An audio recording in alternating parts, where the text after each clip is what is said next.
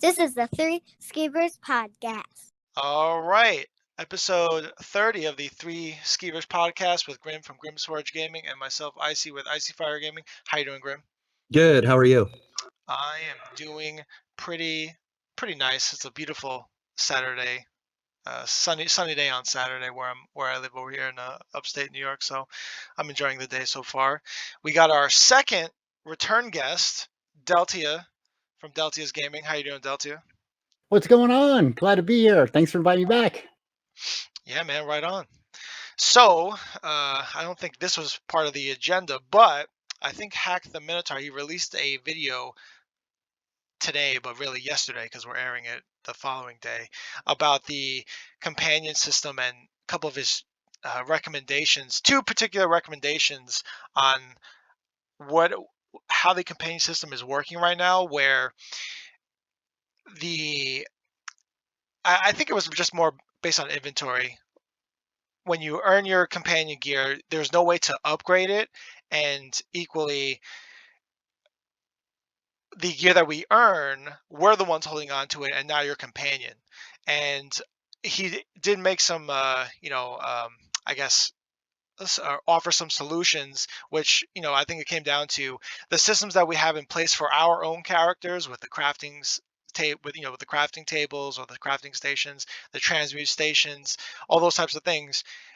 My question is, why don't those systems just translate over to the companion systems in their own way? And then equally, I made a comment on his video about why can't we just, or why? I'm trying to phrase it correctly here.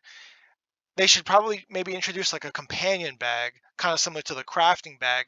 And if they want, make it available to ESO Plus members only, whatever, the same way it works, just to help, steer people more towards their subscription model. And have a companion bag where it has unlimited space, but it holds all of the companion gear that you earn throughout your adventures in Tamriel.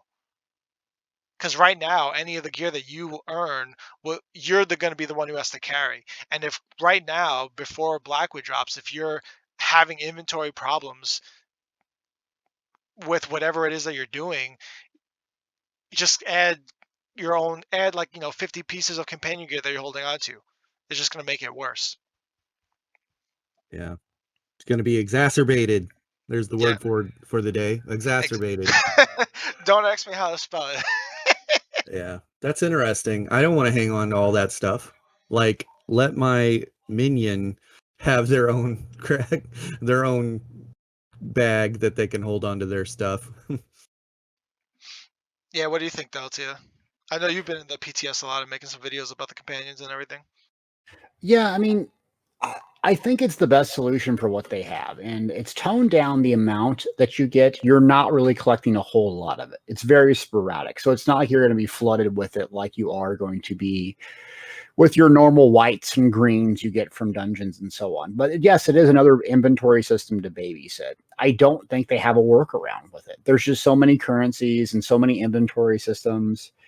I think this is the best solution they had. I'll defend them on that because it is very infrequent when you get this. It's almost like a treat when you get a companion piece of gear. I spent hours and hours and hours playing, and I did not get a whole lot of companion gear. And maybe that's a PTS thing, but yeah, it's going to be another thing to babysit. But I would rather have a few items in my inventory than another thing I have to sort through in my inventory, another UI system I have to go through. There's so much on the UI and where I go to get things and navigate. Where do I go to my journal, my collections tab, my inventory tab? How many tabs do I got at this point? So I do prefer the way they have it. But I could see that people's perspectives on it. Oh, interesting. Okay. Do you think that it'll get to where we can control that through, how for trials you're using the add-ons to switch your gear, switch abilities real quickly? Do you think that as you collect more gear, they'll make it to where you can use someone will create an add-on that you can switch out your companions' abilities and gear sets? I'm not a IT expert or a coder or an add-ons creator, but I wouldn't see how that would be feasible, meaning you have to talk to the companion to interface with their inventory and skills. That, I think, is an issue. I would rather have them be able to click some thing in the top menu bar to access this. It slows down the interaction with the companion significantly when I have to stop, walk over to them if they're off doing something. So I don't know if that's possible because you have to have that click interface option in order to get into that area. So that's very clicky and redundant anyways, because you're going click, then I'm scrolling down a menu. I fat finger the menu probably. So I click the wrong thing. Then I'm going in a circle and I'm frustrated. I'm like, you know what? Just keep the gear. And so I've done that before. So I think it can improve over time. I'm a little bit disappointed in how you interact and get into that system because like I have to talk to this person every time I need to change a skill out. But you know, I'm not the developer. I'm just the meatball gamer. So it's easier for me. It's easy for me to make suggestions. Do they, since the gear is so sporadic on drops, is it a huge noticeable increase in their durability or their whatever? Like when you get these, it's like very impactful, or it's just the drop rate is very low right now? So I think my perspective is from going from white to purple is dramatic difference per piece of gear. So if you went like, all itemized. So if you went all itemized white to all itemized purple, your companion would feel it. But what I felt was more impactful with the companions, by far more impactful, was the skills, leveling them. They get so much more powerful. Specifically, Miri is very, very good at ranged DPS. She's actually quite survivable once you hit level 20 and can unlock some ultimates. Until then, she's just pew-pewing with her bow and not adding a whole lot of anything. But once you hit level 20, you can get their ultimate. Then they start becoming useful. And I will give them credit on this. From the very first day of testing it to now, they have made dramatic improvements. They really have. Is it perfect? Oh, absolutely not. But I banged on them about it, and they have really made some drastic improvements, specifically in the tank, which I think is the hardest one to nail. So it's getting better. You said Telvin? Is that a third companion? Because I thought it was just Miri and Bastion. I'm sorry, I may have misspoke, but no, Miri, I don't remember saying that, but just Miri and Bastion are their companions. Oh, yeah. okay. I thought you said Telvin or something like that. Okay, never mind. So you've been back 3 months. What has changed for you? How's things look in the day in life of Deltia Gaming? Well, it's quite different now that I'm doing it full time. So full-time content creation again, but it's going good. I mean, I really like it. My day and my lifestyle is very enjoyable. I have it structured, organized, and sticking to the plan, which is creating a community, entertainment, and education for folks on the game of Elder Scrolls Online. So asking myself those questions, am I doing that and providing value? Am I giving someone who watches a video or watch the live stream walk away and feel better about the day versus feeling draining? And so how can I do that? And so I spend my time in and out of the game trying to improve and look at those aspects of things I can work on to always get better. So, you know, after we united, 3 months ago, a little over 3 months ago, you know, lit the fire in me. And then just things started snowballing. And that day after the 24-hour live stream, which I know we'll talk about later, but it's like, I got to go for it. Got to go for it. So I'm back full time and it feels really good. Good. Yeah. I noticed the channel's doing really well. Your thumbnails are beautiful.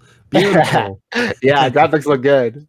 Yeah, it looks great. And I've even had other content creators talk on that point too. They're just like, man, he came back on fire. His thumbnails are absolute fire, and his content, and it's just amazing to see it happening. So Well, you know this. If you come out swinging and you say what you're going to do and you do it, you earn credibility and trust. And for me, taking different breaks for whatever reason to get my life together, I wanted folks to know I'm serious. This is a career. This is not a fun hobby. And I called that. And I said, this is what I'm going to do. And I stuck to it and did it. I didn't circle back and tell you how great I was and I'm going to do this and that. I just did it. And I'm going to continue to do it. I'm not going to stop. And that's what I need to continue to do. Always self-improvement.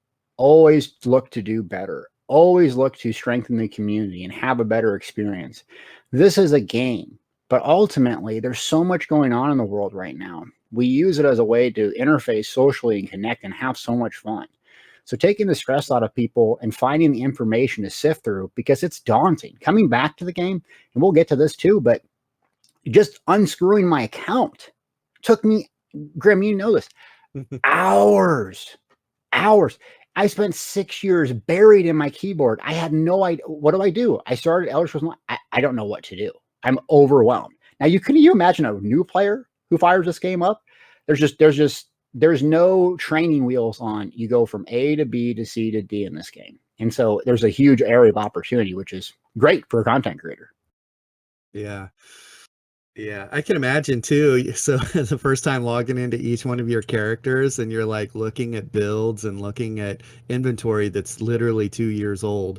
And you're like, what was I thinking? Or what was Oh yeah. like every one Yeah. of them was a complete, grab bag. Like what are we gonna find here?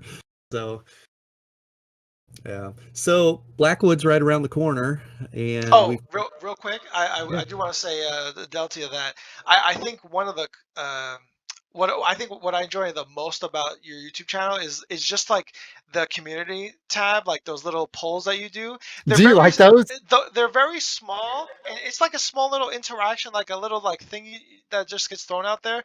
But for me, because I see them all the time on on just like YouTube pages in general, just like, hey, are you part of the E team or the C team? And then people just vote whatever, right? But I like yours because it's tailored to ESO, and I love playing ESO. And just like the questions, like they're not nothing crazy, but I just love that little interaction because and sometimes I put a comment. I think you've seen one or two of them. Oh yeah. But Yep. but yeah, I like interacting with it because it's ESO content that I like, and then it's a very simple question, but I just like that little thing. I think it's pretty cool.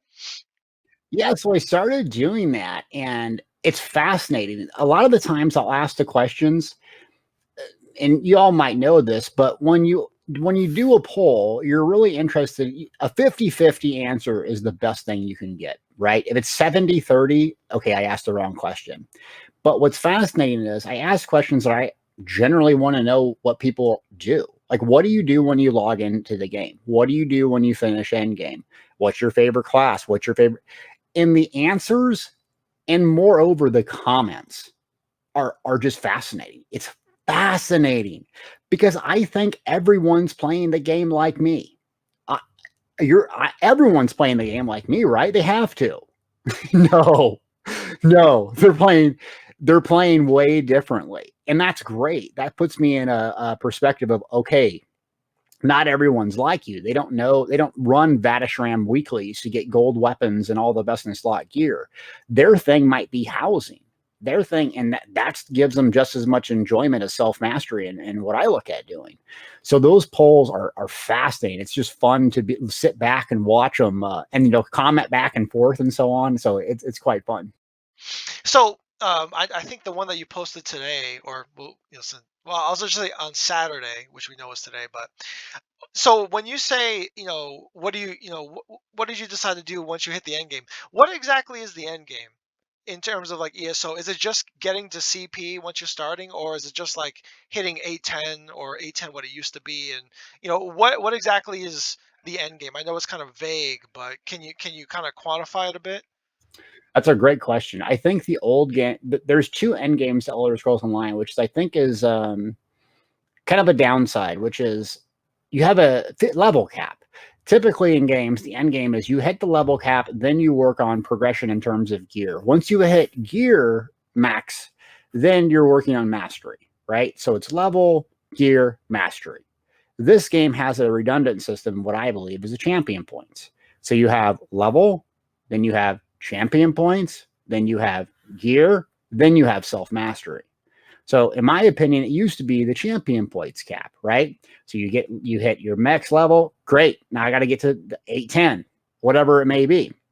Well, now they're like, we removed the champion point system. Well, the cap, well, not really, because you can only have so many slottables. So you just move the bar further, in my opinion. I know I'm being critical here, and they're trying to do their best to have a long-term progression. But there is there is no clear end game, I guess is what I'm circling back to, where it's a bit difficult to clearly lay that out. You see what I'm saying? Yeah, because I know I know when I was, trying to put my vote in, I was like, I mean, what was I trying to do? Like, when did I hit the end game? Was I doing dungeons? Was I doing BGs? Now I was kind of doing a mix of all this different stuff, whatever. So yeah, no, it's pretty interesting. But I do like those community polls because it kind of makes me think depending on what the question is, and then if I got something to comment, then put a comment in. So yeah, the interaction is always pretty cool. Have you noticed over on the PTS too?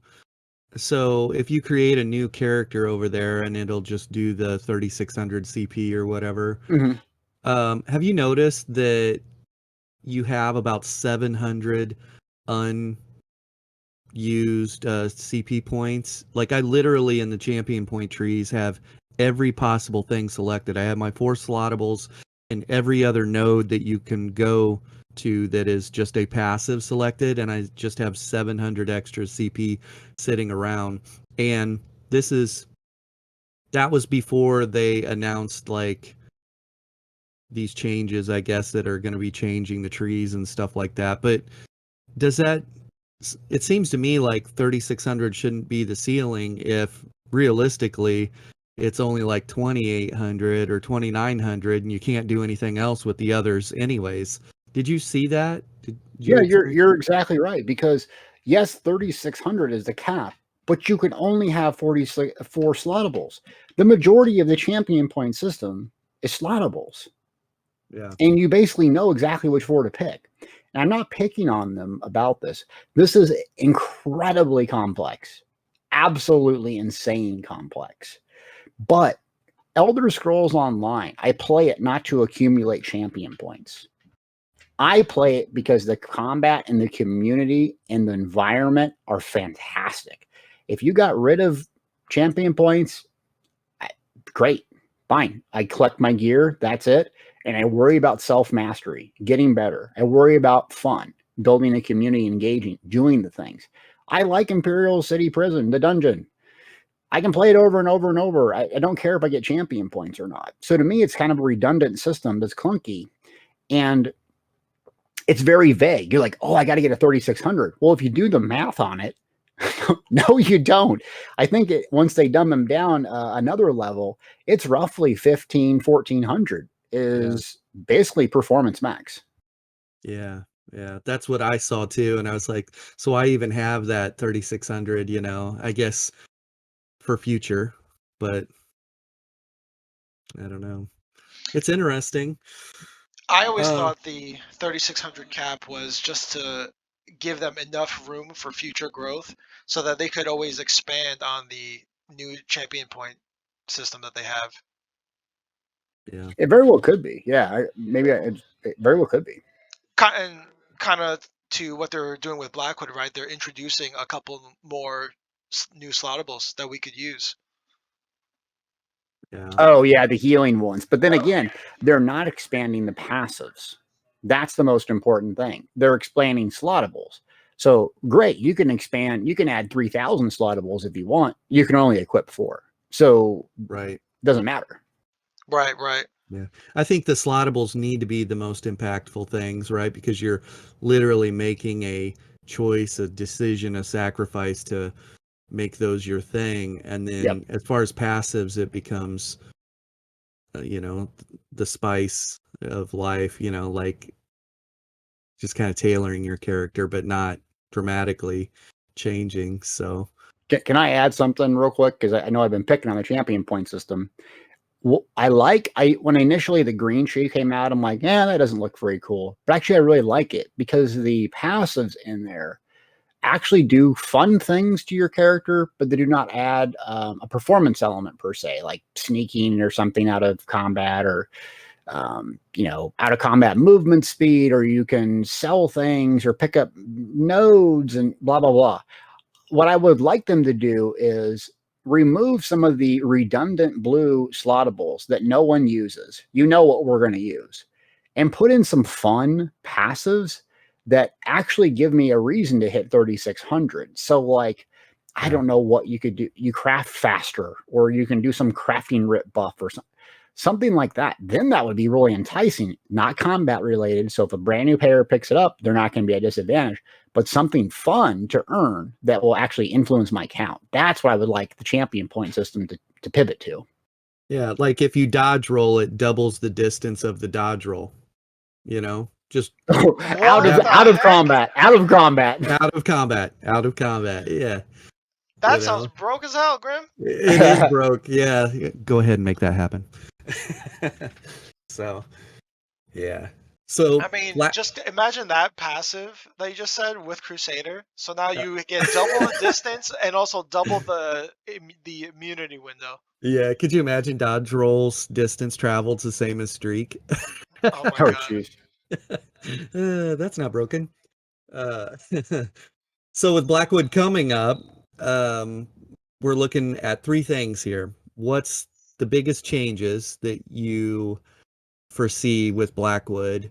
And then what's the biggest hit with Blackwood and the biggest miss with Blackwood? Well, the biggest change, I think, is companions, which you have to pay for the chapter to get. And I've already purchased it, so I'm excited about that. I think that's going to add a lot to the general population that plays this game for questing and that sort of thing. Right now, as it stands, I think it misses the mark in terms of adding some high-level replacement from a player in a veteran dungeon. It just does not, but that's okay. I'd rather have them toned down than toned up. So that's kind of the big draw, in my opinion. However, the Endeavor system, I'm actually really excited about. It adds a layer of something to do every day and having a clear direction in what you should do. I think when you log into Elder Scrolls Online, other games have a clear, this is a daily, a weekly priority. This gives you that. You'll earn basically currency to get crown store items. It's base game. You don't have to buy anything. And what's cool about it is incentivizes you to do things that you normally wouldn't do, but you're not forced to do it. So for me, if I log in, I've done a battleground or so. Oh, boom, I completed an endeavor. So I might have 1 or 2 done just by playing, not even knowing it. Another thing about it, I don't have to go to a vendor to get it. I just play. I'm tired of spending 3-4 loading screens to get a quest. I just don't even do them. Like I don't want to sit through 3 or 4 loading screens.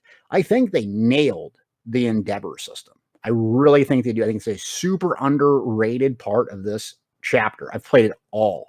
Oblivion Portal, played a million of them. I think they nailed the Endeavor system. And once it comes out, people, I think, will absolutely love it. It gives you a clear sense of what to do, and it doesn't force you into it. Love it. Companions, again, it's okay. I think if you like the questing aspect, you're really going to like it. I plan on unlocking them right away, grinding them to 20 and using them and having a whole lot of fun, adding them to my builds, but they just die too easy as a tank or a healer. So for me, Blackwood is okay. What they missed out on, in my opinion, this is for me specifically. I'm not a trials person, so I don't per se like that. If you do, you're going to love Blackwood. I think for me, there is no one system for me to do over and over and over and over, like Morrowind. You got battlegrounds. I'll do it over and over and over and over till my face bleeds. That added a lot of value to my game because there was something I could do, a system that I enjoyed. But Blackwood, for me, getting companions and the Endeavor system, which is a part of the base game that's going to be added, I think is a home run. Yeah. So, because I think you mentioned in one of your videos too, do you think there's a time and a place on whether or not certain sort of quests or dailies, like should they be a part of just your UI so you don't have to go anywhere, or versus going to an NPC? When do you think it's acceptable to go to an NPC for a quest versus just picking it up from your UI? That's a really good question. From a developer's perspective, I don't know if they want you to explore the area and be immersed, and that's why they do it, versus just clicking a button and you get it. I think almost every game you had to go somewhere, but it was almost much easier to go to. For instance, like if I want to get the Battleground quest, I have to go to the very first starter main starter location and the faction, right? Well, that does not happen to coincide to be where I do my crafting writs. The crafting writs does not coincide with the best traders. Other games, you had the best traders, you had your crafting writs, your dailies, your weeklies. Everything was in the same town, planet, whatever it's called. So there was one loading screen essentially. This game I have 3. So I log in, get my crafting writs, roger that, go get my PvP battlegrounds quest, roger that. That's the 3rd quest. Go get my Cyrodiil ones. Oh, there's another load screen. I'm gonna go do this now. It's a 4th load screen. You see what I'm saying? So I don't mind going and picking up quest, but when it's 3 or 4 in all sorts of different areas, and I got to go get a trader here, it gets a bit much. So yeah, a centralized hub, I think, would be a lot better. Yeah. Going back to the companions, Joby from Upper Echelon Mediocrity had said this on our last episode, I think it was. He said there's a very large, this is mostly his, I think a large part of his subscribers are people that fall in this category, but he said there's a large portion of people that don't really like to interact with other people in the game as far as running dungeons, or they like to just kind of treat it and play it like Skyrim and Quest and run around open world. And he said the introduction of the companions in the game, he said, I think is going to even further kind of solidify that. Now, in the things that they couldn't quite get done themselves, now they kind of have this NPC companion, as opposed to in an MMO reaching out to your community and people around you and meeting people, and kind of it was just a concern that he had that companions are going to help further that divide from that player base and coming into the community. And I'd never thought about that before, so I thought that was interesting. Yeah, it's interesting, but I think they don't offer enough to just, like, you're not going to go. I can solo the beginner, veteran, hard modes with 1 bar, right? So I don't need a companion to do that. In fact, I soloed veteran Dragonstar Arena, the very first stage, on my Magic Sork. It was much easier having my companion dead than it was having it alive, literally on stream. So it's not adding any value to me to crank through that stuff. But to that person's point, if you're doing a dolmen and that's hard for you, and not saying it's bad, but if you're doing a dolmen and that's hard for you, this might be very handy. Or if you're doing a world boss and you just can't get it down, this might be very handy for you. But I can see the element of taking the socialization way. And I asked a question recently, I think one of those polls is, are MMOs getting too solo friendly? So to that point, it was kind of an interesting topic. Yeah. Have you gone through and looked at your polls? Do you have an accurate poll that kind of gauges how many of you PvP do your daily PvP quests and that's it? How many of you are average, time spent PvPers? How many of you are? I want to know what those numbers are. I want to know how many people just queue for battlegrounds over and over again, as opposed to I do my daily and that's it. I don't want to step in there unless I have to. Do you have an idea, if you had to guess what that percentage is of 1%? 1%? I think the vast majority, you never see play the game. You never see them. They're in their house. They're in instance space stuff. They're questing around in zone. I think the vast majority of people, you'd never see them. I'm going to do like a test on a world boss. I just need 2 million HP to just kind of blow through. I go there in a random zone and there's 8 people beating it. I'm like, why are 8 people beating a world boss? So I go to Alkir for another one. There's 20. I'm like, what are y'all doing? I think the vast majority of people play this like Skyrim, and that's okay. I think we're stuck in the world of, oh, you're doing, high level this, high level that. No, people are in their house and they love that element of Elder Scrolls Online. And I don't have any metrics. This is just me speculating, but That's what I think. And I think it's a great avenue for them to spend time. And let's be real here. This game, night and day, better than Skyrim in terms of almost every element, combat, except environmental storytelling. The environment, Skyrim, snuggled up in my blanket in the basement, snowing everywhere. But the combat system in this game, fantastic. The sheer amount of content, yes, Skyrim has a lot. Elder Scrolls Online questing, insane. Insane. Years it could take you to complete that. Achievements, years of your life. Crafting, insane. So I think the vast majority, speculating, just do things we don't. Yeah. I know Icy spent millions and millions on his home, decorating it. So, but he's done in-game trials. He's done PvP as well, a lot of PvP, battlegrounds, and then 1vx and outnumbered situations. And so he's kind of that melting pot of all those options. So that's cool. I will say I did pay somebody to decorate my house. Did you really? Oh, yeah, because I'm all over the place, but let's be real, I ain't got time for that. So she's amazing. How did that work? Like, you just said, hey, yo, I'll give you a mill. You'll do this. Like, what happened? So her name is Aurora. She's in one of my trading guilds, the Golden Mud Crab. You can find us in, where are we at? I think we're in Northern Elsewhere, and I think it's Raymond, if you want to check out our trader over there.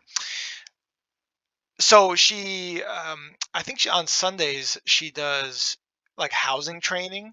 Essentially, she'll do like a 1-hour course on just teaching people how to use this add-on. It's like the housing editor add-on or something like that. I'm not too sure, but one of our buddies, JFK, he introduced me to Aurora, and I saw what she did for him at his house. This whole dwarven setup in his Alinor Crest townhome, and it was so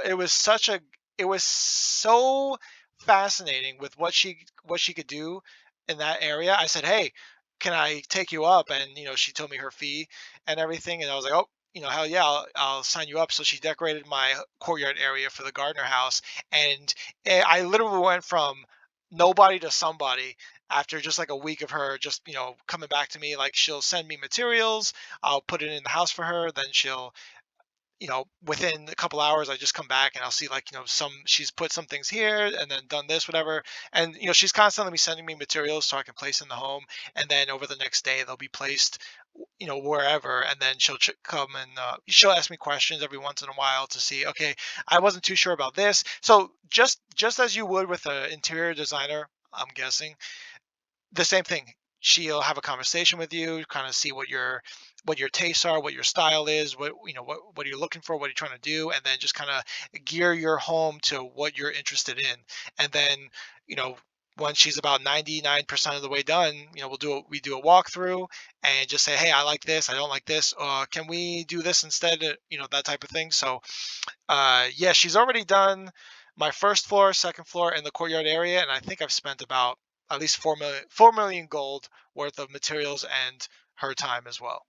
And for me, it's been 100% worth it, because honestly, I've always wanted to get into housing ever since I started the game. But the reality is, it's so complicated, it's so complex, that it would take me forever to reproduce what she's done for me. I could not easily, I could eventually get there, but again, it's kind of like why you hire a plumber, hire your electrician. You want somebody who's a professional, who's going to get it done right. And just because it's a game doesn't mean it's not true. I'm going to hire a professional decorator, interior designer within the game to decorate my house for me, and I will pay for her services 10 times out of 10. Not even second guessing it. It's impressive. It's impressive. I went and looked, because I saw how much gold he had spent, and it's like her eye for detail and the way everything comes together. It's really, really impressive. Oh, that's incredible. Yeah.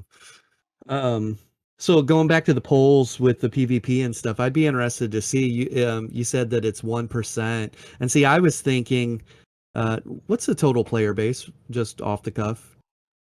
Well, ZOS themselves in the last Blackwood video said roughly, I think it was 18 million, not active players, but somehow they quantified it where they have basically 18 million people that have the game or something like that. But I don't think that's active players. I could be wrong on that.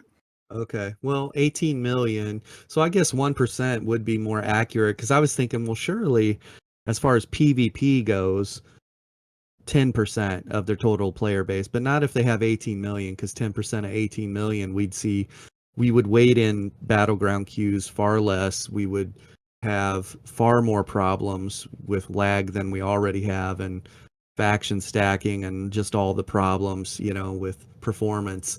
If it were Equally, Grim, 10%. the 18 or the 1% of that number, that's across the PC servers, the EU servers, the console servers. True. Yeah, True. yeah, that's across everything. Yeah. Yeah, that's true. Okay, so maybe 10%. Yeah. Well, anyways, the polls are kind of interesting, but I don't know. I just kind of want to know what those. I wish we had a true number of population. Like if you saw the Black Reach, it would actually give you a head count. It would say X amount of people logged in currently, or it wouldn't tell you who's on what faction. It doesn't need to do that, but it just says, 2,200 people or 220 people, 22 people, So Do you I think don't that know. number? Do you think that's appropriate for us to even know? Like, why would, as a customer, why do we need to know that information? How would that benefit us? It's not. It's just for general. I want to know what. Well, I'm getting to that part, but if that percentage is less right now, if the percentage of active PvPers is less, how do we increase that number?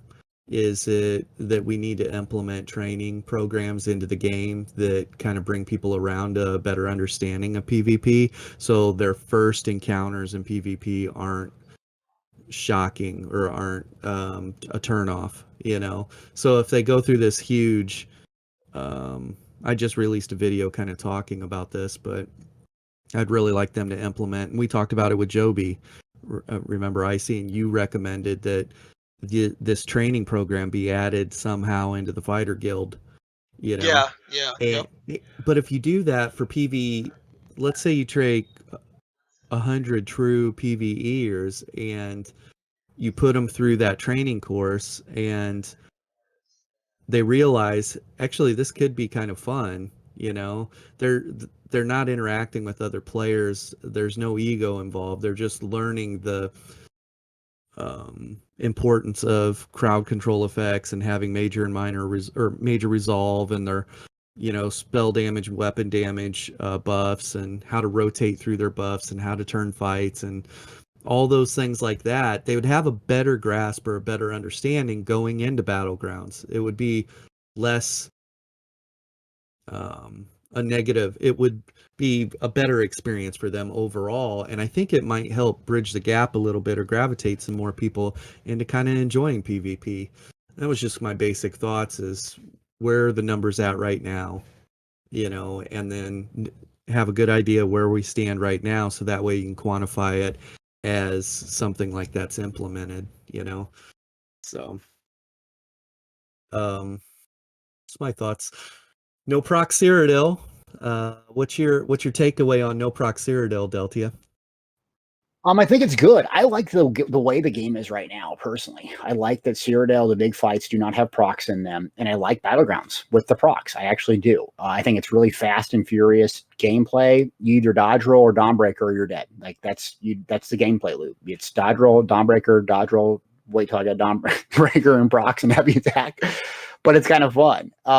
And then Cyrodiil's fantastic right now. Now, the main server, the lag hasn't gone down so much, but the other servers I've noticed a lot. But I will say this: no proc Cyrodiil makes you realize which classes have a massive advantage. Yeah. Which, like, if I play my Stam Nightblade, I can run around with white magic gear playing a Stam Nightblade and absolutely melt people. Yes. Because my class kit has so much burst. I get on my Magic Templar, I'm hitting like a noodle. Now, I put a couple procs on my Mag Bar, I'm about to release a build on it. I'll melt anyone's face off on that thing. But it takes procs to get it. And that's what I realized was, oh, this is not a one-size-fits-all solution. In fact, I get on my warden, same thing. I get my bugs. I don't need gear. I don't need procs to blow you up. And so it actually kind of gives you a massive class advantage. Why is every Sork running around the map doing overload, two-shotting everyone? Because it favors that playstyle with no procs. So in summary, I love the game right now, but you do realize, oh, some of these classes do have a major advantage without procs because they don't need them to do nasty damage. They're just filthy out the box. Yeah. You know, let's fast forward real quick on the list here and then we'll come back. But my Imperial City story, you were talking about Nightblades and their burst kit, and you could wear white gear and just delete people. I was on Steve Rogers last night, who's a Stamplar, sword and board, kind of a thematic build or whatever, and I really, really like playing that build. Standing in his rune, a defensive rune, he has about 36k resistances, okay? And we're up in the districts last night, and this happened twice. I have my defensive rune down. I just put my cleansing ritual down, just as a, I basically when I hit one, I hit the other. And I get one shot from out of stealth. Really? This happened so fast that the guy's character didn't even register on my screen, not just for me, but Papa, the guy I was running with. He was like, I didn't even see that guy at all. I got hit with a 14k in cap, and everything else was 7k or above from that guy. And there was zero counterplay. I literally, as soon as I heard the sound, I immediately start to break free because even if it wasn't me and it was someone right next to me, the sound of incap, you're like, You're gonna get stunned, right? React. Yeah. So I break free. As I'm dodge rolling, my stealth and my magicka and my health are all going to zero, like right in front of me. I have video of this. I'm going to be releasing a video showing this, but everything goes to zero while I'm dodge rolling. And at the end of my dodge roll, I'm dead. And I'm just like, what the heck? That is 36k resistances. And he just absolutely deleted. And I was like, that's masterful. That's masterful. And I was just so in awe of that. And then I started kind of evaluating it. And I told my buddy, I said, I don't know that me releasing the actual footage on Steve Rogers of this happening would do this thought justice, because then it just sounds like the guy that got ganked crying. And so I was going to put footage together of being on the other side and doing that to other people. And Papa just said, yeah, I can put that for you together while you put the Steve Rogers side together and we'll do a video. And I said, yeah, that'd be great, because there's zero counterplay on a cap resistance character. And while that's really cool, is it good for the overall health of the game? Or do you know what I'm saying? Like, should that be a thing? In general, I don't think in PvP MMOs should have a one-shot mechanic. That's why I shied away from procs back in the day with Viper. I could literally hold my heavy attack down and kill someone. I'm like, this isn't not going to make me a better player. And today, I have a video. I hold a heavy attack down with 2 proc sets and wiped out 4 people. Yeah. But at the end of the day, I don't know how you solve it in this game. I think it's not the global cooldown system of World of Warcraft or Star Wars: The Old Republic. It's not the old 1.5 second global cooldown where you click a button and you wait for 5 days, and you click a button and you wait for 5 days. And it's just lowering overall damage, right, by a percentage, so that there is at least some counter play window. Right? Yeah, and if you did that, though, then the argument would be, well, then no one dies. I think it's such a hard balancing point for them, because when they lower it down, tone it down too much, no one dies. And they have a very complex buff and debuff system with minor and major buffs. So, like, I can do a lot of damage to you, or what I can do if you're tanky is do minor and major, the heal debuff. I forget what it's called, but So you can't heal yourself. That's another strategy, but it's just such a complex game. Yeah. Other games don't have major and minor buffs like that, right? It's just math. It's just numbers primarily that drive this. So every new patch will give you a 5% number increase. That's a lot easier to balance than 4,000 gear sets or whatever they're up to now that they constantly change. So it's like Magic the Gathering. Once you get 1,000 bazillion cards out there, it's just going to take 1 million of us to sort through and go, oh, did you know this combination is disgusting? And then everyone gets a hold of it. And next thing you know, they're trying to balance it. Yeah, now you're meta. Yeah, you created the meta. Yeah, that happened and I was just like, holy cow. And here's what Imperial City Districts is relegated to now. There are, in every district, 6 Nightblades that just hunt that district, and they just one-shot you from stealth. It's like, I told Papa, I was like, dude, what are we even doing up here? This is you can't, I could run around with detect pots and kill these guys. I killed 3 of them, just like, as soon as you get them in your sights and don't let them out of your sights and don't let them slip away, yeah, you can kill them. But when your detect pots are on cooldown, and which is the majority of the time, you're just getting blindsided by semi-trucks, and you're just like, holy crap, why are we up here right now? This is ridiculous.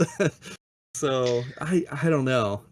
I hate to see that. And because no proc Cyrodiil is going on, those alpha predators that have those builds that are running the Calorians and the one-shot builds, they can't run those in Cyrodiil right now, and they don't really, for the most part, want to change up their build or their play style. So they're in Imperial City right now, up in the district. So if you want to experience the most clean one-shots, have at it. Go up there and see what that's all about. But I don't know. Yeah, it can be frustrating, but Imperial City is still some of the best content in the game. But I just, if I get nuked, I don't take it as seriously anymore. It's like, if you got me, you got me. I used to get all butthurt about it and stuff, but it's a part of the game, and you do have a big, massive advantage as stealth. And the advantage, though, of this game is everyone can have stealth, actually. Yeah. And obviously, Nightblades excel at it, but other MMOs, only one class can have it. This, you can use invisible potions and do all sorts of goofy stuff with other classes, but yeah, Nightblades, they're good. Oh, there you go. We should hunt the hunter. We should just walk around in stealth and watch unsuspecting people in our faction, and as soon as they get jumped by those guys, we jump on the Nightblades. So we might have to try that. Put Camo Hunter on and Radiant Mage Light and your deck bots and just go berserk. Yeah, have a what is it called? Hunting party. PK, like it used to be PK, but you'd be like a PK Hunter. Was it PPK or something like that? Yeah. Acronym, but yeah, that sounds fun. Actually, we might actually do that. So, I guess I will add that I think, Grim, with your point, Icy has a story. Oh, well, not really a story, but just throwing in there like the whole one-shot thing. It's because whenever I'm hunting on my Nightblade, I choose my targets. I'm going after if you're below 20k, yeah, I'm jumping on you. If you got 20 to 25k or you're below 30k, I know you're going to be pretty squishy and you're going to be an easy kill for me. So I select my targets. But I think what Grim's trying to say is he shouldn't be getting one shot when he's capped on resistances and practically a tank. I think that's where the issue is. Tanks shouldn't be getting one shot. If you're like the criteria I just gave, the 20k, 25k health, you're clearly like a PvEer and don't know what you're doing. Yeah, you deserve to get one shot, right? No problem. But when tanks are getting one shot, I think that's where the issue lies. I can see that. Yeah, it's like the ceiling is a little too high, or not the ceiling's too high, but the maximum damage potential is too high when you got 36k resistances and you're running sword and board and you still experience that. But have you noticed any? This was another thing I was going to ask you in your PvP experiences: sporadic damage received. So what I mean by this is you get a really good feel for your character and there's a spectrum of damage. Like if somebody's really low damage output and they jump on you, you smile to yourself and you're like, oh my guy, that's not going to get it done, you know? But then the other end of the spectrum is you're like, oh, you know, this person brings the heat, you know? So you build this like internal spectrum, you know what the feel is. It's going to be somewhere in between those, right? This end and that end. But that damage output from those people wasn't just off the spectrum. It was something that you rarely experience, you know? And that's the weird thing about it is that, you know, like, I don't know. But have you experienced where it feels like some damage is maybe going through mitigation or going through resistances? I don't know about that, but what I liked, I'll speak to a story where I got smoked, and it was a no CP PvP, and I just got blown up multiple times by this really coordinated group of 4 players. They're running Stamplars, very simplistic builds. I loved it because I couldn't blame champion points. I couldn't blame gear. I couldn't blame anything but me. They weren't hacking. They just were better than me. Yeah. Flat out. They just blew me up. And what was great about that is I didn't get butthurt about it. I went and changed my build up. I looked at my skills, made it much simpler, made it more damage producing, took off the training wheels, jumped back in there, and I started smoking them. So I was grateful for that experience. I just got lit up like it was my first day in Cyrodiil. And I'm like, naturally, who are you going to blame? You know, it has to be someone else's fault. Can't be mine. I didn't get outplayed. No, I got outplayed. I got humbled. But it was great because I'm like, I can't blame champion points. We don't have any.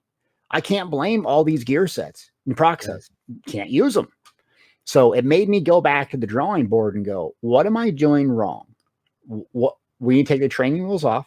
We need to make this much simpler and easy for me to use. And when I did that, it worked really well. So I've just gotten hit for 10K and fortified brass by these Nightblades. I'm like, I don't know what you're doing, dude, but keep it up. You just blew me up. Yeah, I could see that. Maybe what it is I get a little too comfortable.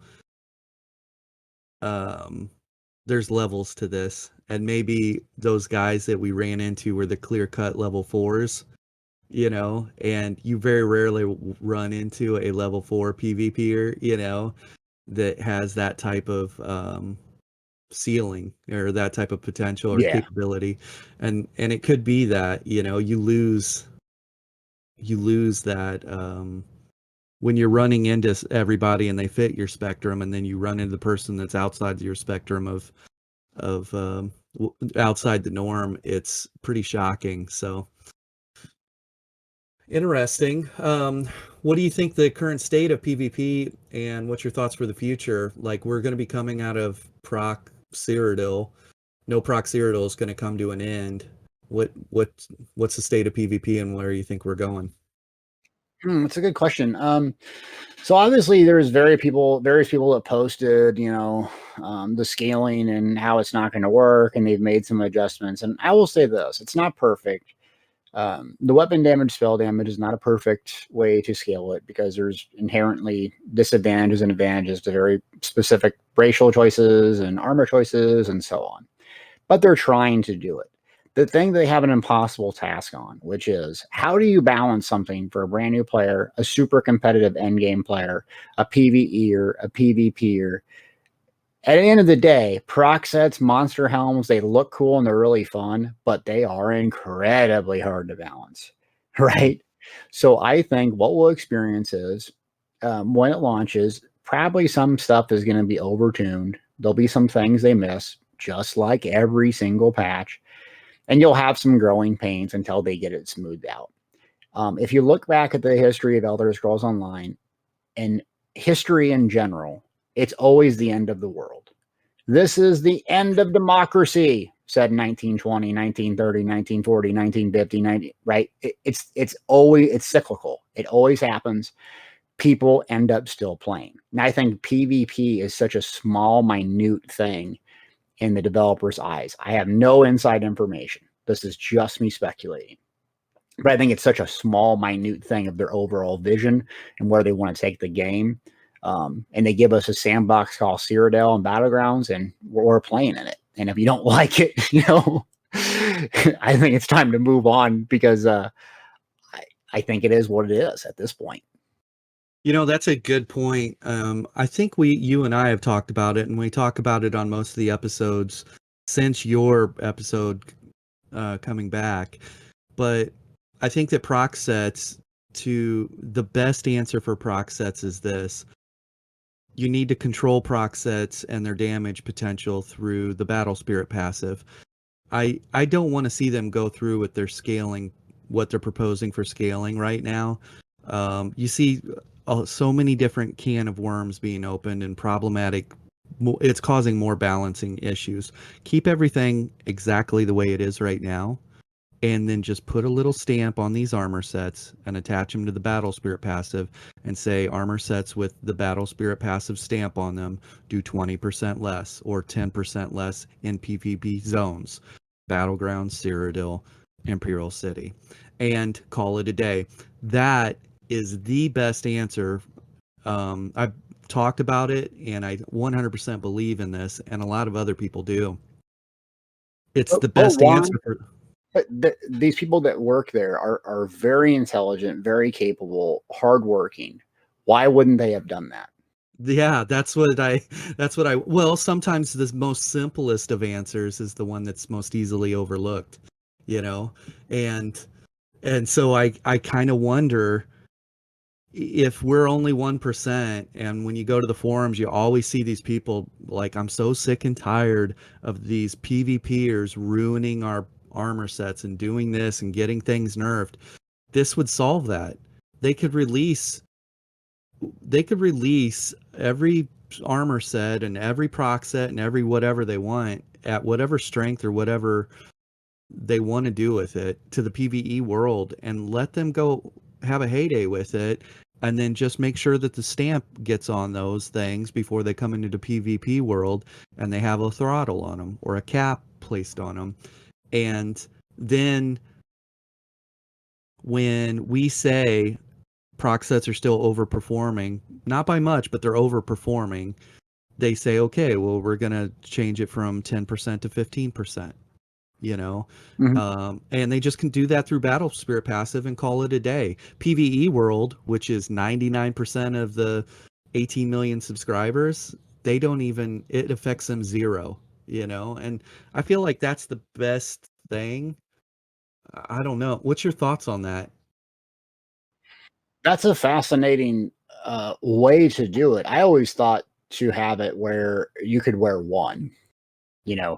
You can wear one mythic, and you can, I think I'm overlooking something, or maybe there's some server issue or technology barrier to doing that, because that's a very simple way to do it.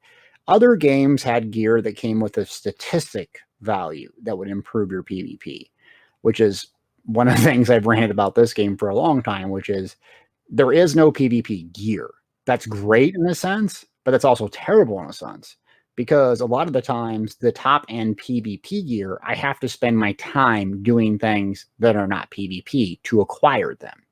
Moreover, there's a lot of PvP sets that actually have really real relevance in PvE. So I don't know why there isn't something like that where you could put a cap on that, you could tone it or identify those sets and limit it, throttle it, like you said. But there must be something we're missing, because if there was a simple solution, I would think they would have done it and tried it. I really do. I don't think they want them to overperform it. What's the point of that? They want this game to thrive. One of the things that I think would make it thrive is quick, easy access to PvP, which is why Battlegrounds to me are so appealing, is that I can click, go in and fight. I don't have to ride my horse. I don't have to have a huge load screen. I don't have to have my campaign, my faction be dependent and interdependent on my enjoyment factor. I love Cyrodiil, but as a streamer, content creator, it's quite easy for me to go, hey, let's get 12 people together and bully up the map, right? That's quite easy for me to do. But the average player that goes out there, gets ganked 10K by Nightblade attacks, it's not as fun. So I think making PvP more accessible easier to get into, faster pace is great. I just don't know why. I don't have a good answer for that. Yeah. That brings me to a thing Icy and I have been tossing around. We were going to do an episode about this separately, but we're booked with content creators, so that time will never come. So I feel like with your experience and everything, this would be a great thing. But Icy and I were talking about that ease into PvP. What if they were to incorporate and maybe make this a guild, something that you can unlock with your guild as as your guild hits certain things, but a guild is allowed or able to organize, Host. post custom BGs, and they only be within your thing. You can't fulfill any of your daily quests through them, or you can't get, all it is for training purposes only. A sandbox, yeah. Yeah, like a sandbox within the guild, and it be used for training purposes only. Like today we're going to work on ball carrying tactics, or today we're going to work on capturing tactics, or we're just going to talk about how to fight outnumbered. Because I know for me, Icy and I could coordinate through custom battlegrounds. We could coordinate 4v4s for training purposes, with up-and-comer PvPers, and we could specifically make the teams to where they're viable, and we could go through a whole training regimen, and it would give us a lot more control on training. Whereas if you look at the alternatives for trying to recreate that system, we're going to queue together in a battleground, but then we're going to run into potentially a four-man team, all werewolves or all procs, or just it not be the best possible training atmosphere, right? But so the concern of it too was then, well, how many people are queuing for battlegrounds, and would this take away from that? And it's like, probably not, if there's no incentive outside of it just being training there for training purposes. What's your thoughts on all that? Well, in Star Wars: The Old Republic, we asked for that, where you could do rank queues against specific guilds and like actually see who's who, and so you wouldn't queue dodge people and all this stuff. And I think they actually implemented something like that, but it took them probably 10 years. Ouch. Yeah. Wow. Yeah. So again, to your point, developers only have so much time. If 1% of the population is asking for something, why would I spend my time doing that when I could work on companions? And that's just the blunt answer. Right. I don't think it's worth their time. Yeah, grape's not worth the squeeze. So, and you can't quantify if the purpose of it, or the guise of it, or is we're trying to increase the average lifetime value of a customer that is wanting to PvP through proper training. There's no way to quantify, is it really gonna are we gonna actually gain buying paying customers by implementing something like this? Is it really helping? Yeah, I could see that. So I don't know. It's something I'd like to see in the game, because we could do so much with it. But I know you're very passionate about the PvP, but I just don't think, I think we have our sandboxes and we're just going to be playing in them. And, I like the sandbox. I really do. Yeah. Yeah. You were rocking it earlier today with Nugget Nation. It's just fun. It's a community tool at this point. I take it much less serious. That doesn't mean I don't try to do good and teach and train people. But when you Zerg, the Zerging is quite useful for folks that don't feel comfortable going out on their own. And sometimes very coordinated groups like Northhold, they're just as skilled, if not more skilled than me. But when you get 12 of them or plus together, they can just wipe the floor with people. And it's fascinating to watch. But for a community building tool, it's a lot of fun because people can dip their toes into something they're uncomfortable with and just experience and be part of the team.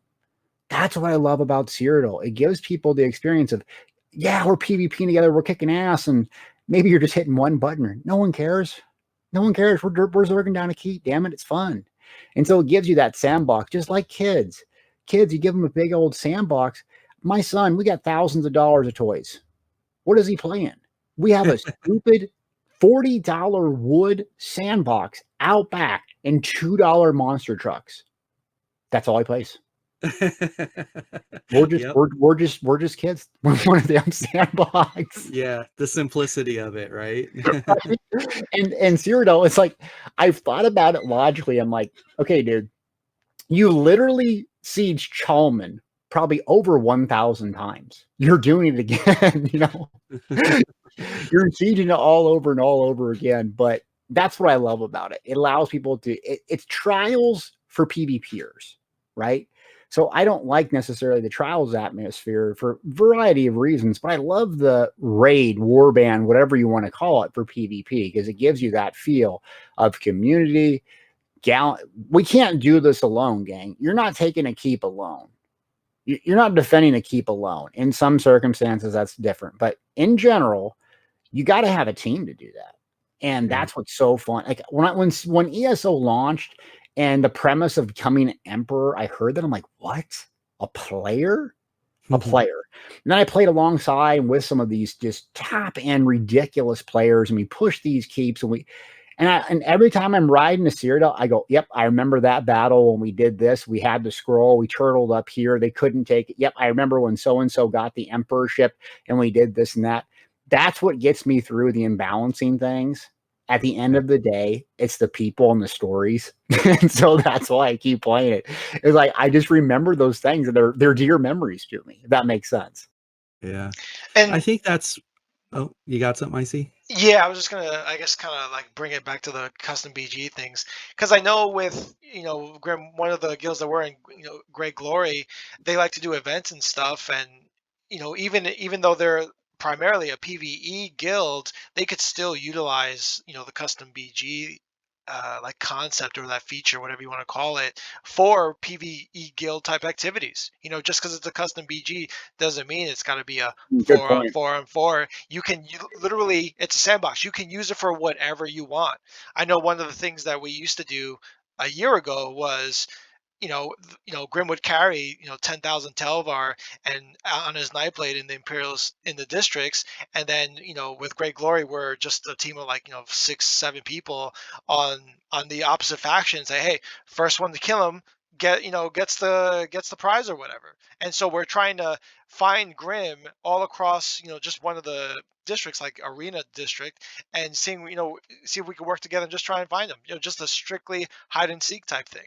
So Yeah. and that's just one idea. There's tons of ideas that you could use, that it just doesn't have to be for the PvP community. It could be for the PvE community, whatever it is. But, the trading guild I mentioned that I'm in, the Golden Mud Crab, they do naked Cyrodiil runs every Sunday. So there's literally, like, just take your imagination and run with it. And with the custom BG thing, again, it doesn't have to be a 4 on 4 on 4. You could limit it to 12 people, but you could do a 6 on 6. You could do just 4 on 4. You could do a 7 on 3. You could just play. You could play Halloween, okay, and take Grim's Michael Myers build, and everybody else it just has to pretend like they're a civilian and just run around while Grim is fully loaded out with max damage, and the first person or the last person to live gets 1,000,000 gold. You could run any sort of event, any sort of thing that you want, but you have this sandbox to allow yourself to do that. Because if you try to do any of those types of games, you're doing it on a battlefield where anybody else who's not a part of your little community can just mess it up, the whole thing. Yeah. So I If you think, wrap it in a community package like that, I think that there would find a lot of value in having that tool to use. Yeah. yeah, and even if you were gonna say add a separate function, so say we tie it to guilds, okay, you have to have a minimum of 15 or 20 people in your guild to have access to custom BGs. And then, as long as we're all in the group before we queue for the custom BG, because we'll just try to maintain that same interface, we just say, hey, we're going to select the Cyrodiil option. So then now you can actually use siege equipment during your BG, and then you could practice comps or whatever. Hey, let's practice this, we'll call it alpha, right? Plan alpha, whatever. And we're going to put, okay, these guys position here around the keep and do this and do that, and just practice formations, things like that. So you know, the imagination, just run with it. There's so much you could do, and it would be really awesome. You know, whether it'd be worth it or not, obviously that would be up to them. But if say they had one person just working on this on a side thing and they just threw it in as like an additional feature, I mean, heck yeah, that'd be awesome. Yeah. Yeah. See, I'm all for the custom. I'm Yeah, all I for the can tell. custom. But do you think where Imperial City falls short is the Cyrodiil, the spectacle of Cyrodiil, when you're rolling up to a keep that's getting sieged, or you're rolling up to a keep as a reinforcement to help defend the keep, the spectacle is real. And there's nothing that really compares to that spectacle in Imperial City, right? That's how I kind of feel. Like I have the best small scale fights in Imperial City against really skilled PvPers, but there's not a spectacle like that. Do you think that's what you feel too? That's a good question. I think it's more complex than that. I don't think it's just tied to the spectacle of Cyrodiil, which is one aspect. What I think a deeper layer of it is the social element. What I just shared with you about all the memories I had, or today we claimed, I forget what keep for Nugget Nation. They had the stupid chicken nugget tabard, right? And we're laughing and enjoying about it. But there was some pride. We did this. Our guild did this. It was a community effort. You can see your work, you can see your results, you have stories, you have some camaraderie, you're BSing, you're talking trash, you own this server, you feel a part of something. That connection of feeling a part of something, whether it's in the military, on a video game, in a sports league, or whatever your tribe or your thing is, your community is. I think that's the appeal of Cyrodiil and why it never gets old for some folks. It's because everything else is missing that dynamic. Even battlegrounds to some extent, I can get in there and test my builds and have a whole lot of fun, but it doesn't have the dramatic, crazy I mean, when I got Emperor, people tried to stop me from getting Emperor for so long. I made so many attempts, failed on my face, live streaming, completely bombed it. But when we earned it, I needed 20, 25, 30 nuggets deep to flip all those keeps. We had that many people hating on us to try to stop us, but we did it. We'll never take those memories away. You can't get that in a battleground. You can't get that in Imperial City, because I needed each and every one of those nuggets to help me flip those flags, spend their time, their AP, their gold, everything getting Emperor. So I guess that's a long-winded rant on why. It's the dang memories and the socialization that I don't experience in Imperial City. Yeah. Yeah. Hey, and while we're on that too, let's fast forward and we'll come back to a couple things. But shout out to Nugget Nation and what you guys have been able to do there. It's so impressive when you start pumping your fist and you say, "Let's mount up, Nugget Nation. Let's go. Let's go." And they come out in numbers. Like, let's go. Really impressive. A lot of people have came back and supported me for years and years and years, and they just like the positive energy. And look, I get to experience and be who I am. There's not a lot of people that can say that being who you are, cranking it up to 10, people love it. And I think every one of us has something like that in us. I just get to display it as my dog goes nuts. Yeah. I just get to Yeah. display it. Yeah, I guess that's right. It is about the interactions. We have some of the coolest interactions in Imperial City with our friends and stuff, and that's really where the memories are at. So, Yeah. Nugget Nation showed up in droves for you. Not too long ago, you did a charity event for Fisher House Foundation, and you generated over $10,000.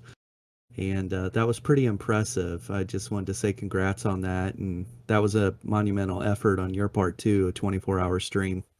Yeah, a lot of us to get there, you included. So thanks for kind of guiding me into doing that. And we got it done. And yeah, it was a life change. And I'm like, man, if we can do this with really no marketing effort, no big social media campaign, no one really, guiding us, helping us do any of this, what could we do if we take it to the next level? 1 year, 5 year, 10 years, getting this big, bright, beautiful vision, getting people moving towards it, positive, interacting, having fun, not taking life so serious, and just interacting in this game. What can we really do? And that's the thing. I think that's what I woke up the next day. I'm like, we got to go. And people would log in and like, they would say, you're not really staying up for 24 hours, are you?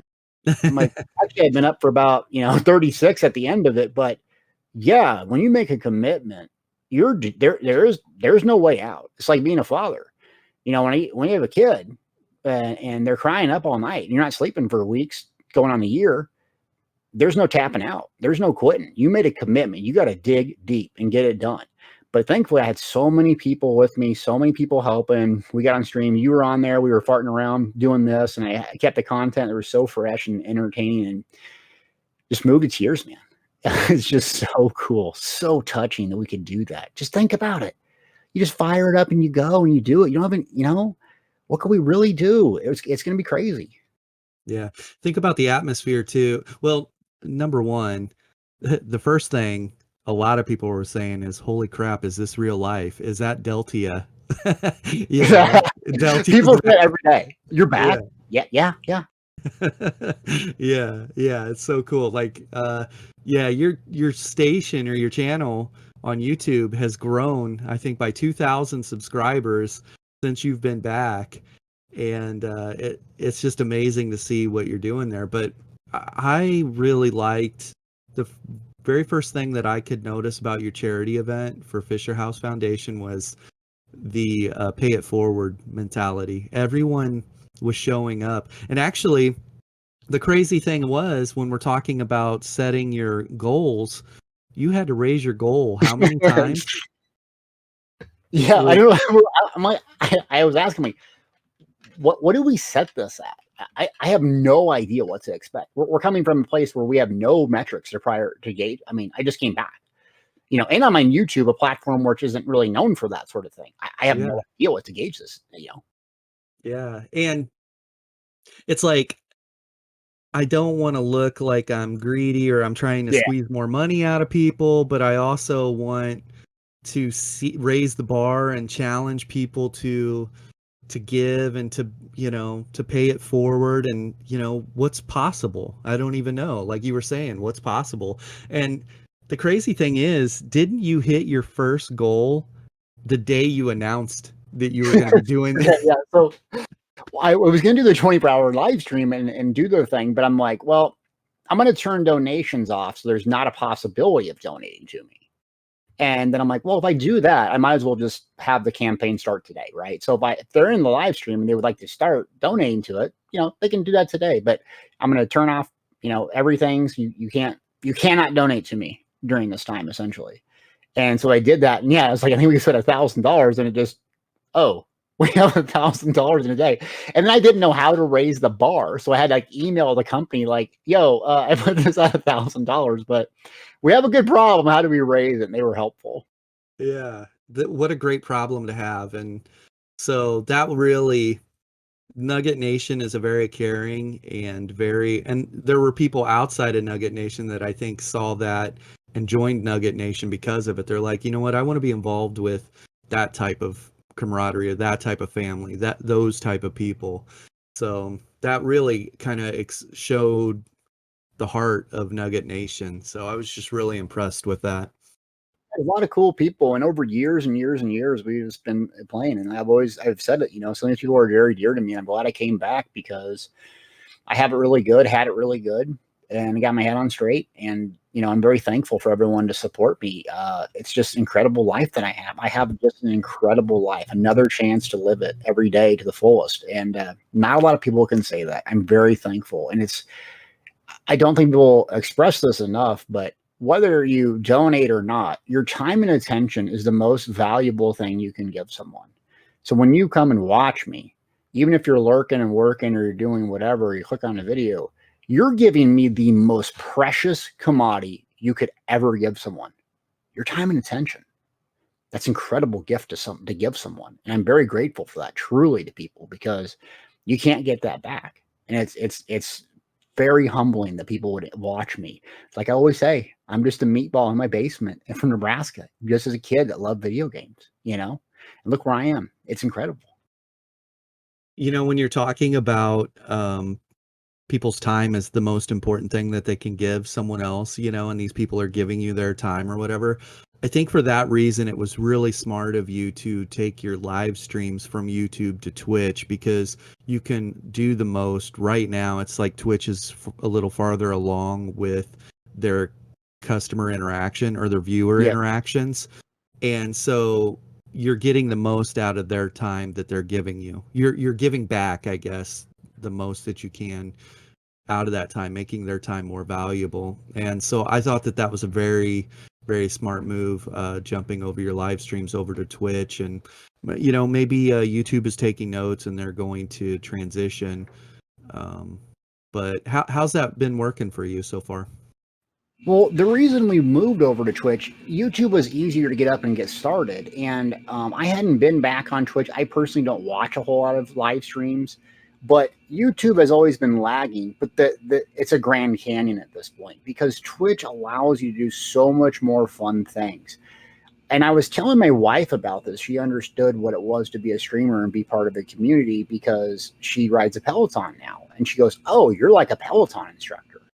And I thought about it more deeply, and what Twitch does with the emotes and the emojis and the badges is actually psychologically fascinating, because you have an identity marker that is very unique to your community that you can go to other places and display, represent. This is who this is the community I represent.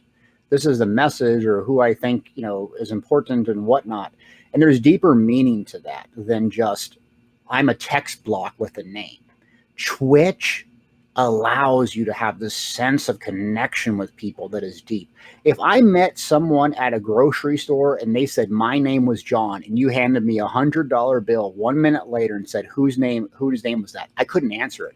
But for whatever reason, you get me on live and I see these names and I experience times with them and I recognize them, I can remember stories about what they've shared with me in this text-based format for years. So I treat the viewers in Nugget Nation like I would someone coming into my house. How are you doing? Thanks for coming here. Can I get you anything? Let me do my best to answer your questions. And that's going a long way. Yeah. You would remember John's name if John approached you and said, "Hi, my name's John." And then you noticed on John's chest, he has a Nugget Nation, like a chicken nugget, a Nugget Nation pin on his chest. And you're like, "That's a really spiffy pin you got there, John." You'd remember him. So, yeah. Well, so PvE wise, how are you spending your time right now in the game? I'm getting back to the basics. I love the arenas because it pushes my builds and my skill. I got the skill back pretty quick. And not that I'm the best player, but I got back to where my ceiling was before I left pretty quick. And there's a lot to improve. But the arenas allowed me to do that. And what I really like is the 4-player content. Doing that a little bit more frequently to do the tank and the healer more. But I got to say, PvE has came night and day in this game, primarily because you can retrade, you can trade with your buddies when you're looting gear. You got the reconstruction system. That's incredible. That's incredible. And the collection system sticker book, it makes the game very rewarding. No matter if I'm like, so I would have to do a cost analysis on my time, right? So if I was going to go play with so-and-so, I could help them farm gear for 3 hours, but I'd have to do my own thing. And it's a job, right? I have to farm this gear to make this build, to get to this endpoint so I could share it on YouTube and so on. Now, literally everything I do has a benefit to not only the group and whoever's farming it primarily, but to me as well. It's very, very incentive driven, every single thing we do. It allows you to get groups much easier and to socialize much easier before, because I'd have to do Imperial City Prison for 18 hours to get a divine belt. Now, maybe 30 minutes. It's came for every ounce that you don't like PvP where it's going or progressed, and maybe I'm putting words in your mouth. PvE is light years advanced. Yeah. Yeah. And Icy, he gravitates back to the PvE world, from time to time. And he's like, man, it's so deep.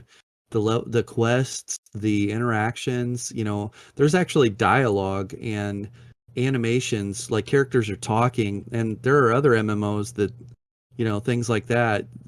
They've done a really good job on this game, Yeah. and there's so much to experience in it.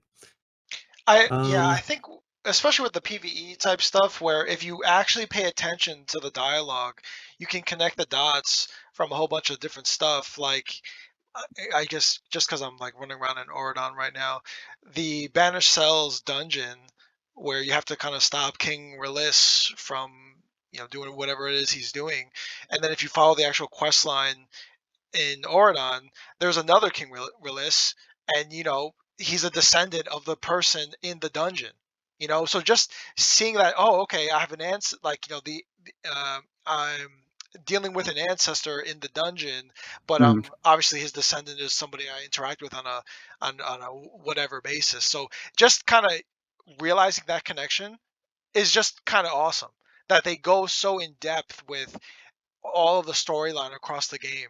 I think that's one of my favorite parts about the PvE aspect in ESO, especially since I know I've been PvPing a lot, but when you come back to PvE and you kind of just listen to what they're saying and connect the dots, it's really, really fascinating. Yeah. Hey, I have a challenge for you, Deltia. Oh gosh. Okay. This is how I do my build tests. This is one of the aspects of it. Okay, so I'll go do battlegrounds. Obviously, I want to see what it feels like in battlegrounds, and then I have a list in front of me. Win a 1v1, win back-to-back 1v1s, fight outnumbered, test the viability of both ultimates, front and back bar ultimate, and see where their strengths and weaknesses lie. Where's the strengths and weaknesses of the build? So I use battlegrounds in that fashion. Another thing that I test, and it's my PvE test for the builds, is I go to Imperial City and I go to Molag Bal in the middle, and I pull all three of those portals at the same time. And I try and get it to where I have 3 banners up at one time. And then I do it all solo, and then I solo Molag Bal. Could you go on one of your beasts and do the same test, and then kind of solidify that as, man, this is a real challenge? That's how I test builds from a PvE and like the most extreme PvE, and it's luck of the draw is when it comes to the banners that you could get. You could get 3 double banners, and you better put your try hard pants on, but could you do this? No complaining if you get 3 of the ice banners. Yeah. Could you do this? This is the challenge, and make a video on it. And this has got to be the Grimsforge Gaming challenge.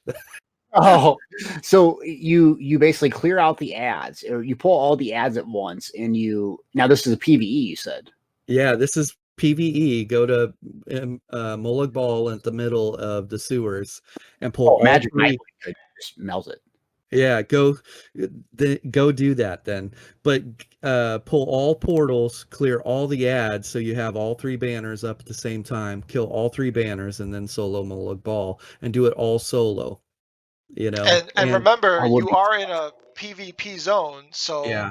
you want to be able to deal with 3 banners and a potential player if they choose to bother you. Yeah, so that that would be happened before while I've been testing builds, and they die amongst the chaos, and then you just go about your way. that'd be real tough. Yeah, go do that. That's the challenge. I'm challenging you. All right. I gotta see this video, man. So, what questions do you have for us? Got anything? Well, what's the future for you in the game? What are you looking forward to in Blackwood? I see you can go first. Well, So not much. So I still enjoy ESO.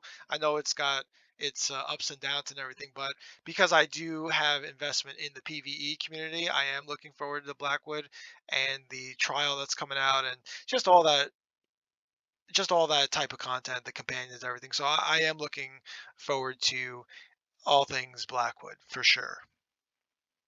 Yeah. Was that enough time for you, Grim, to think of something? I don't know. The problem is I keep envisioning me staring down at my dead companion and then just single dragging and dropping their armor pieces on the ground and just leaving their corpse there and walking away. Yeah, you're not looking forward to it then. Well, we're real early, and once they get to, I'm just being funny, I think it will be fun to go into to go into trials or to go into dungeons. I already will solo, almost all the normal and vet dungeons based on mechanics, but it'll be cool to take a companion in there and see how impactful they are. It sounds like they're not very impactful right now, so just the funny side of me is like leaving them right where they lay and just going on about my day. But I think that's a really cool thing. The companions is cool. I'm a little scared for Unified Gaming and Dots and everybody's doing these comparisons on the PTS of scaling, and right now Magicka proc sets have higher tooltips on stamina builds because it's easier to stack weapon damage than it is spell damage, and that's concerning. So that's another reason why I wish that they would not do what they're going to do and just kind of put a stamp on it and throttle it through battle spirit, but we'll wait and see. So I'm excited about the portals, and going to Oblivion or whatever, and I think the storyline's cool. It's just this very kind of wait and see for me. I just thought of another thing. Those monster helmets that you can get in the Imperial City. I'm Yeah. actually they're all so weird, but Oh god, they're so weird. they're very weird. But I could because I run a PvP healer all day every day, I can see myself using all those sets no problem. Because yeah, I could default to just running Troll King, Earthgore, whatever, but for PvP healing, a lot of the monster sets that are available, they're all viable if you just want to try something different. If I want to run Engine Guardian, yeah, I could do that. Solistrix, yeah. The couple of new sets like the Immolator, I could run that. Gorgolok the Destroyer, where you just stand in one spot and every second you don't move, you get armor and you get resistance and crit resistance. I could run that easy. Whenever, or the what do you call it? The eyeball guy. I forget his name. He's not a Yeah. Cyclops, but the tentacle dude, whatever. He kind of looks like Hermaeus Mora. That set where you break free and you stun everyone around you, I could run that set no problem. All those three sets, they're viable, and I can't wait to run them because it's going to be pretty interesting to see how good they actually are in practice. So Yeah. I'm kind of looking forward to that. And the side benefit of I'm hoping it's going to actually encourage more people to go to Imperial City. And additionally, this is a long sentence, but if they're adding these three monster sets, I can't wait for the other monster sets that the other world bosses in those areas are going to have. Because that'd be kind of cool, especially if you think about the Ice Atronach world boss down in the districts. I don't even know what his could be in terms of what would that monster set be? Maybe like a Winterborn-esque, but like a flurry that just kind of shoots out in front of you or something crazy like that. I don't even know, but the potential's there, and I think it's going to be pretty cool. And last point, if they put a monster helmet that you can get from Molag Bal, I think that would Oh be yeah. the answer that we're looking for, Grim, in terms of helping drive traffic down to the sewers, because you're going to know Yeah. that everyone and their mother is going to be down there trying to kill Molag Bal, trying to farm that monster set, and they're going to get wiped before they even can finish him because we're going to be there cleaning up cleaning up their bodies. So it's going to be so much fun if my hope and predictions come true. Yeah, I'd have to say that is probably the biggest hit for me out of Blackwood is the implementation. That's helping drive traffic to Imperial City and the sewers. So I'm really thankful for that. And I think like you said, when they add those new sets or other monster sets, that'll help. So I don't know. Delty, you mentioned something about not having true PvP sets. How do you feel about what if in Cyrodiil, because we're kind of already there right now in this no proc set, like limited potential builds, right? what if they only allowed in those all PvP zones sets that you could either purchase through the vendors at Bruma, like the actual PvP Oh, I armor see what you're sets, or Telvar? It's those are the only sets that you could wear that are functioning in PvP. I would be fine with this, and then it becomes easier for them to balance the game, right? PvP wise. What's your thoughts? I'm going to play devil's advocate. Why wouldn't they do it? Why wouldn't a business do that? They would eliminate a need for a massive amount of content to be played. So Yeah. why, as a developer, would I go to all these painstaking ways to make these dungeons and so on, and give you incentives to do them and so forth, and now I cut that out? So I think that the long story is they don't want to do that because, well, I want you to go to White Gold Tower to get Molag Kina. I want you to go get Balargs or whatever you say. I want you to play those dungeons. It's just fine tuning it. I think our answer would be, well, just take them out. We don't need them. Well, we want you to play those, right? Gotcha. Yeah. Yeah. They're like, yeah, we understand that it's a balancing problem, but we want you to experience PvE world too. Sometimes you need to climb out of the sewers and go PvE to get gear, Grim. Well, I always said that to myself. I was like, and I've always complained about this, but I had to look at it a different perspective business wise is, okay, why do I have to PvE to play PvP to get the best PvE to get the best PvP gear? I never understood it. Never. I'm like, every other game, to get the best whatever content you're playing, you do that content over and over. But it makes sense stepping back and looking at it from that lens is, oh, well, they spent time and money making 30 plus dungeons. They want you to do them over and over. Yeah. And it would probably even further the divide between PvE and PvP. A lot of people feel like there's a true divide there. And if PvPers never had to step outside of a PvP environment to do what they enjoy doing, and PvEers never had to step into, the PvP environment, there's definitely a line in the sand. So makes sense. Makes sense, Deltia, talking too much sense. I'm just speculating. I don't know. I'm a meatball, but I had to rationalize it for myself. Like, maybe this is the reason. Yeah.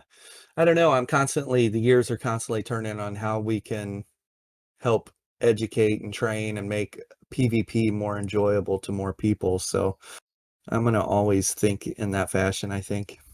Well, I think you're doing it. You just got to keep it up. And it's, you had said it. If you go and you go and do jujitsu, right? And the gym doesn't have like the gym I went to when I did jujitsu when I first started was very hardcore. There's professional fighters there. If you were a white belt, you're going to be rolling with brown belts, blue belts, purple belts, black belts. It doesn't matter. So it was a very cliquey, like you had to get your face stomped in for months before you were let in the inner circle. Once you are let in the inner circle, you're very good. Most people are not going to tolerate that. They're getting armbar choked out. Day 2, they saw a UFC fight. Day 1, it's great. Day 2, I don't like black lies. My arm hurts. This ain't fun. They ain't coming back. Same thing with PvP. You walk in there, you get a 10K nightcap in cap, and you're like, I don't have any counterplay.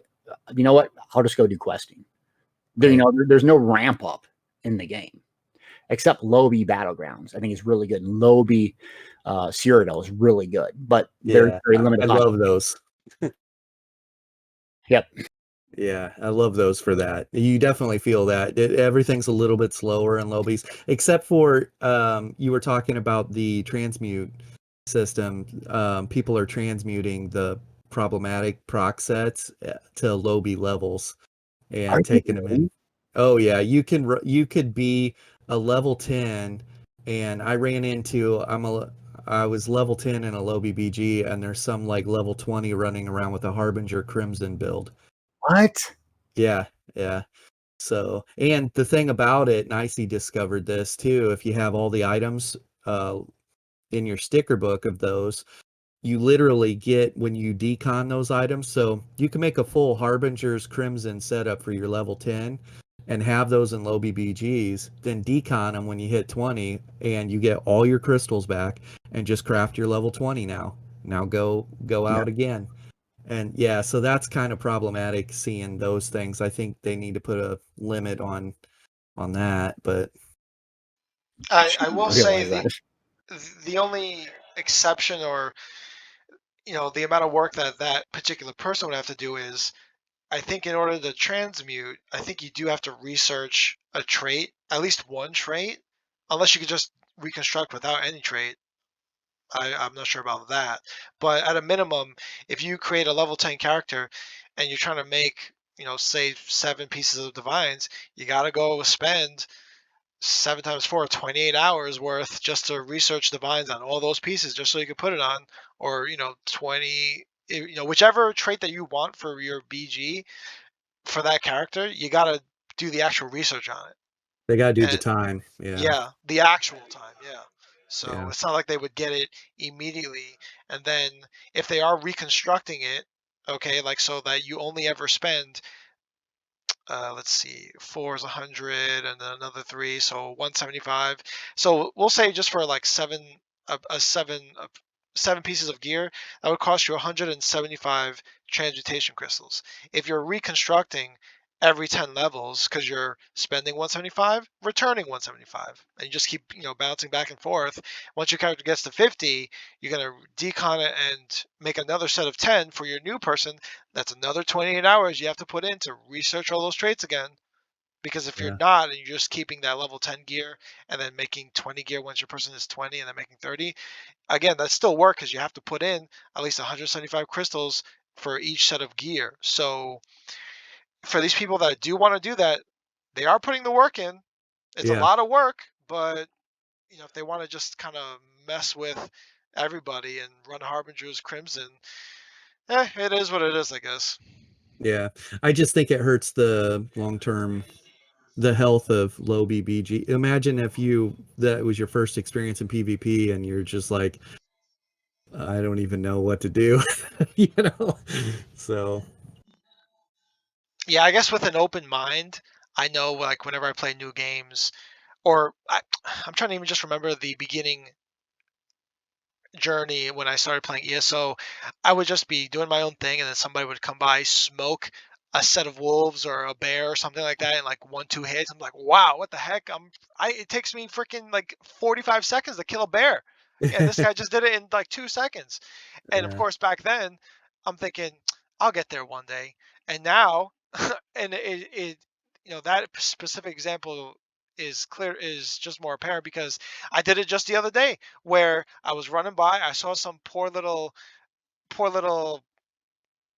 new person. I almost called him a pleb, but he's just light attacking a bear. He got freaking CC'd by the bear. The bear was about to kill him. I come by the bear, 2-shot the bear, and I just keep running as if nothing was happening.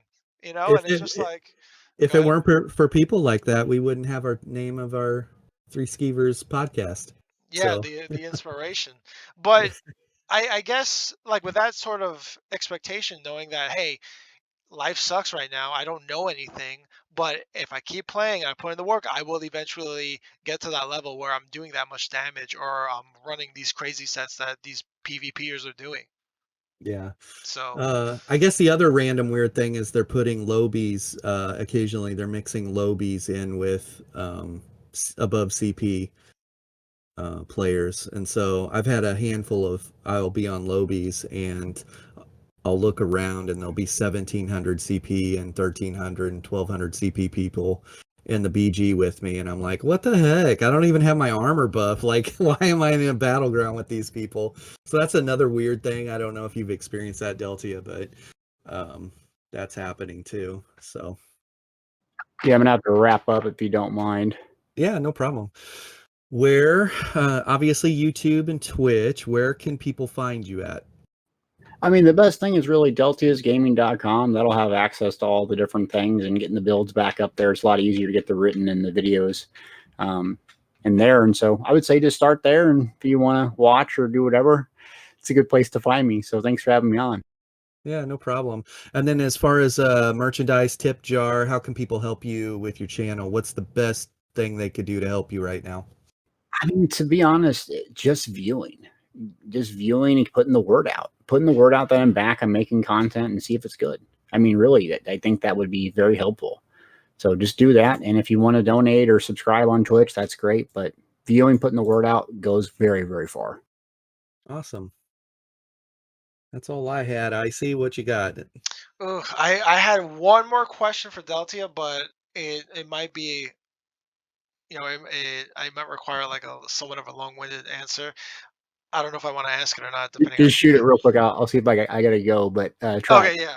So earlier in the show, we were talking about, or you were talking about the Nightblades, how without procs they do so much more. Like their class kits are just so much more impactful compared to other classes that can't do the same. Do you think those classes that aren't up to par with the Nightblade, for example, should their kits come up so that they can be at the same level and not require, like, to get to the same level of Nightblade without procs, should they be risen up so that they can do the same thing? No, because that would take away the uniqueness of the game. I think there's just going to be some ups and downs. Puncturing sweeps is never going to be that bursty because it's damage over time. It takes time to do it versus an instant cast where concealed weapon or surprise attack is that.